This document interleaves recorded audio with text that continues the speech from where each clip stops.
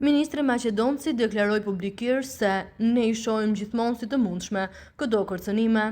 Ne e shohim gjithmonë të mundshme që Serbia në një moment mund të ndërmarrë veprime për të destabilizuar rajonin.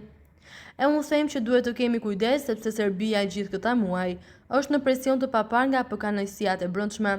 dhe se s'duhet të mbajmë fort ymytet vetëm në NATO.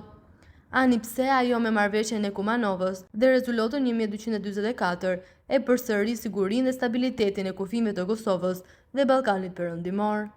Them kështu se dhe ajo sikurse shumë institucione të tjera,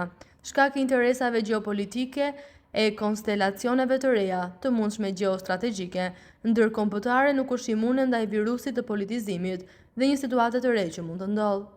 Së dyti po ashtu them këtu dhe faktin se në mesin e NATO-s ne ende kemi shtete që nuk e njohin Kosovën dhe se në një situatë hipotetike, ku ajo mund të vlerësohet si te e kërcënuese për veten e saj, jo aq nga Serbia sa nga Aleanca ruso-kineze, mund të atestoj dhe opsionin e indiferencës, që është ndodhi nëse u kujtohet në Bosnje, kur u lidhën për shtylla ushtar holandez.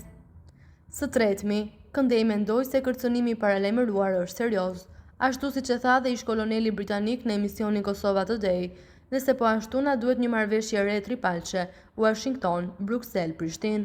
Sepse marrëveshja e Kumanovës nuk besoj se është më në përputhje me rrethanat dhe konstelacionet e reja globale,